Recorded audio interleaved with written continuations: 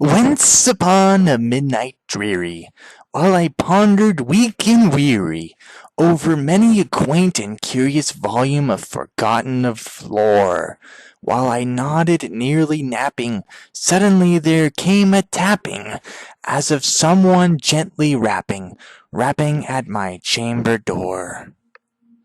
"'Tis some visitor," I muttered, tapping at my chamber door. "Only this, and nothing more." Ah, distinctly I remember it was in the bleak December, and each separate dying ember wrought its ghost upon the floor. Eagerly I wished the marrow. Vainly I had sought to borrow from my books surcease of sorrow.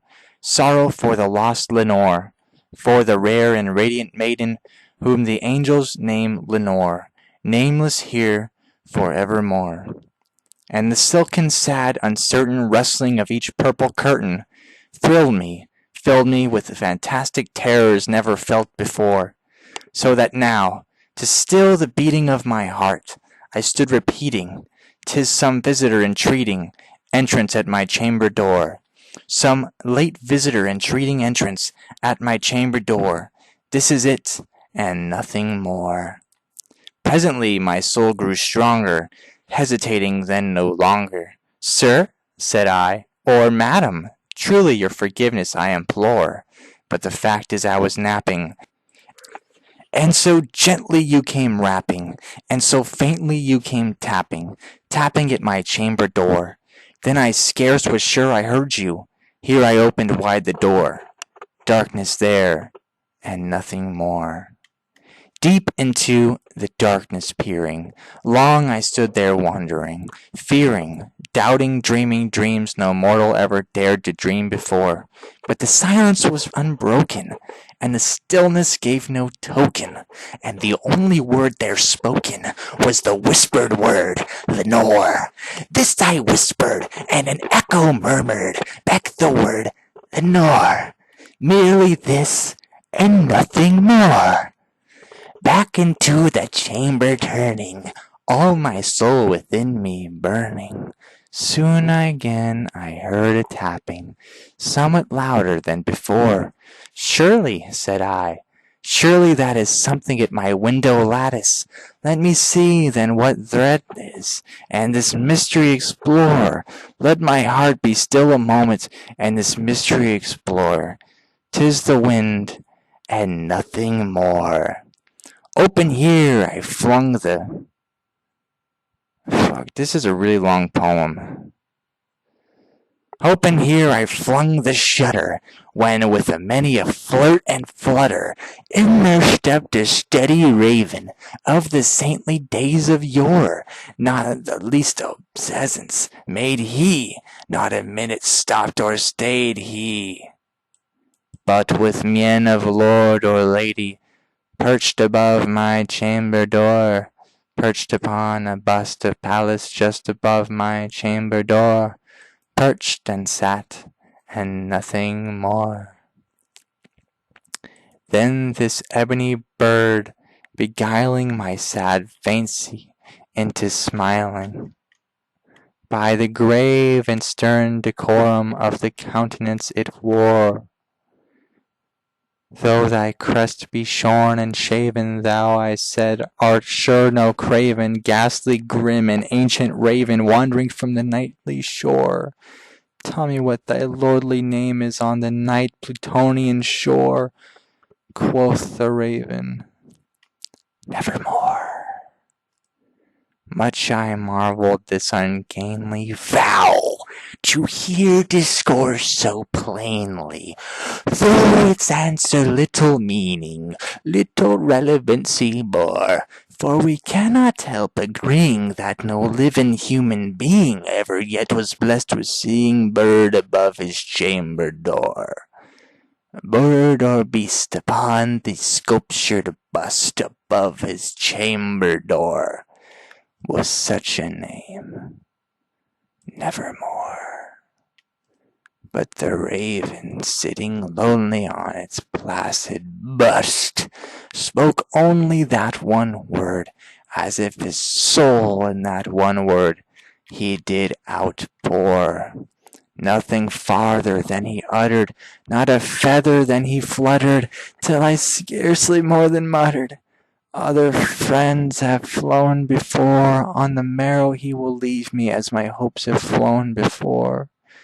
Then the bird said, "Nevermore."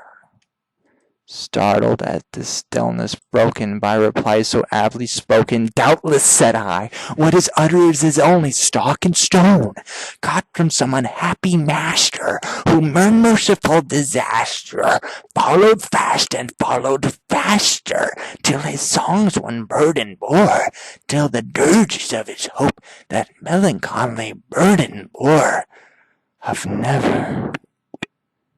nevermore."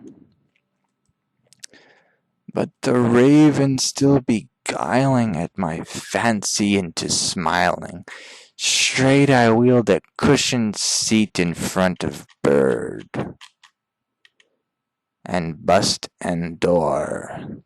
Then upon the velvet sinking, I betook myself to linking fancy unto fancy, thinking what the ominous bird of yore, what this grim, ungainly, ghastly, gaunt, and an ominous bird of yore meant in croaking "Nevermore." This I sat engaged in guessing, but no syllable expressing to the fowl whose fiery eyes now burned into my bosom's core.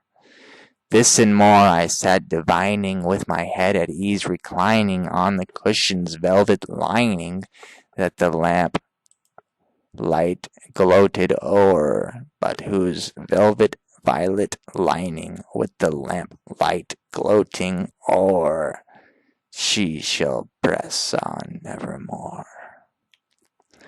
Then methought the air grew denser, perfumed from an unseen censer, swung by seraphim whose footfalls tinkled on the tufted floor.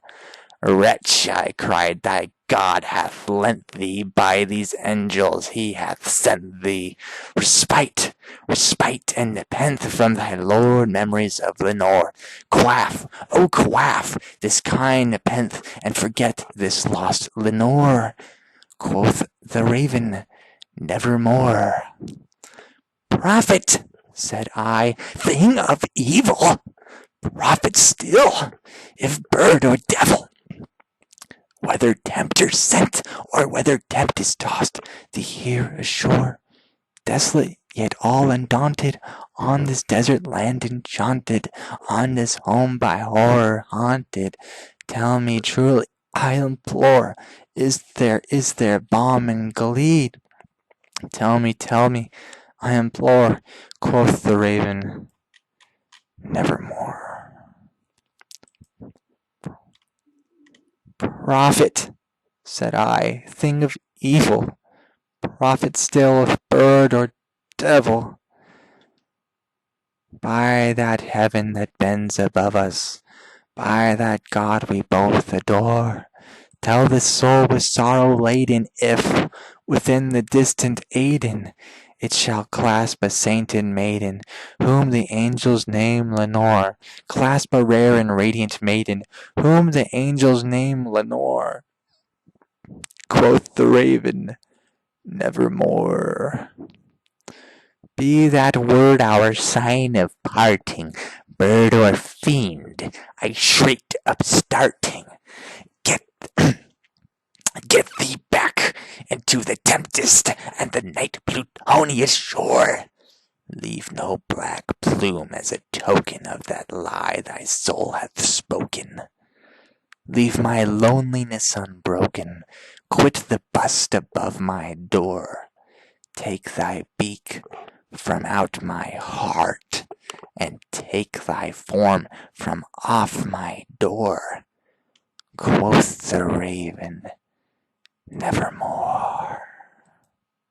And the raven, never flitting, still is sitting, still is sitting on the pallid bust of Pallas just above my chamber door, and his eyes have all the seeming of the demon's that is dreaming, and the lamplight o'er him streaming throws his shadow on the floor, and my soul from out that shadow that lies floating on the floor shall be lifted nevermore.